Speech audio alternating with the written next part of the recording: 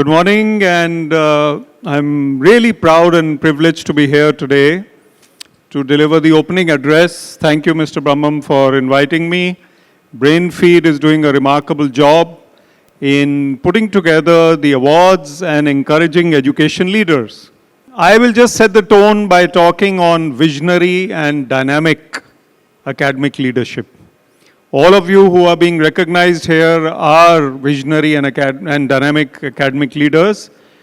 The first thing that I'd like to say is that you can be dynamic and calm at the same time. Calmness and dynamism are not opposite. And those of you who have become a little spiritually minded in life, follow some teachings, some pathways, we realize that it is important to win the inner battle. Leadership is required in every field, and if I can say so, the world today would be better off if we had better leaders in the world. The academic leadership is very, very important because who is our stakeholder? The stakeholders are the future of the world. That is the children, the students. What are we nurturing in education? We are nurturing human beings. We are nurturing the future. We are nurturing humanity. There's a very fashionable term nowadays.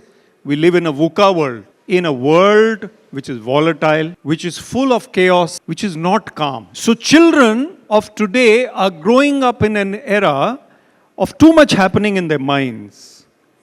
And my area of specialization nowadays, my book is called Finding Success Within. I speak on overthinking and avoiding overthinking. The weakest link in the education spectrum, unfortunately, is the parent. Because the parents have somehow not made themselves into the role models that they need to be. So I went to a school and asked the children, who all wants to become a teacher? Everybody wants to become a police officer, industrialist, something else. Nobody said, except one little girl raised her hand, I want to be a teacher. The more we inspire our qualified, educated, brilliant youth to become educators, the better educators we'll have. But parents don't want that. Parents don't want their children to become teachers. What is important in life? Human beings tend to take whatever they get easily for granted.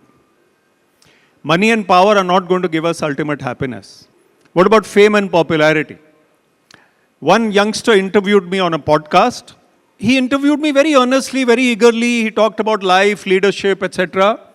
I thought he's a youngster just starting out. He has lakhs of followers.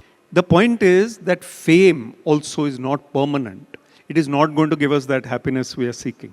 There was a school teacher who retired after 35 to 40 years of service. He was standing at a bus stand, and there's a young man and his wife and 2 children. They come to him and touch his feet. I'm so happy and thrilled to meet you again after so many years. The wife tells sir also. She says, sir, he can't stop talking about your inspiration. How you inspired him in his school career, when you were his teacher. That, for the teacher, is the earning of his life. Because ultimately, teachers are giving students not knowledge, but hopefully inspiration. In today's era of technology, I have a TEDx talk on AI versus human intelligence. How much technology do we need? Can we have coffee through the computer?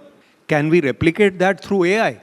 Your nostrils, your taste buds, which are savoring coffee. AI cannot give that. It cannot. What about the smile of a grandmother? Can the smile of a grandchild or a grandmother be replicated anywhere? So our AI is to be tempered and brought into the leadership ambit by being on top of the game. So I went to IIT Madras to speak.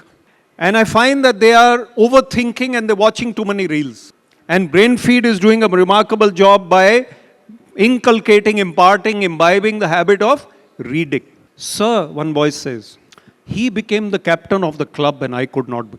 So overthinking is the bane. And that is the drawback of this generation. Purity of thought exists until college starts. And careers. And then all the pressures of life start.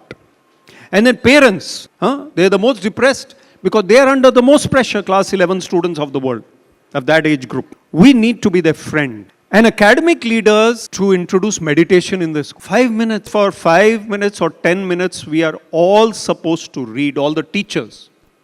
Just after the children leave, they have a 10-minute reading time for teachers. Jeff Bezos of Amazon, he makes people read for the first 10 minutes of a meeting. So reading meditation, creativity. The more creative a child is, and the school is imparting that creativity. I'm a sportsman. The children on the stage were classical dancers, musicians, poets, artists. These are the things that bring power to life, happiness to life, joy to life. So academic leaders will do well also. I know of a vice chancellor who is learning the guitar today at the age of 60 something. Time is the greatest, it is the greatest foolhardiness to say I don't have time. And Socrates said, beware the barrenness of a busy life. Conversation skills. Listening to others, talking to others. Human beings are meant to be social. And Harvard study, 70 years they studied people with longer, happier lives were those who had social interaction. So I would say academic leaders can be dynamic, visionary, and calm by following these themselves and then bringing out the best from their teams and not being scared of AI. I was a class 9 boy and I answered something in the class and I was scared of the teacher. Everybody was scared of the teacher. Because of the answer I gave, it began with an O, it was in the offing. He said, good boy to me. I am inspired by those 2 words, which he said only once. So please encourage yourselves, your colleagues, and be inspired to be even better leaders. Thank you.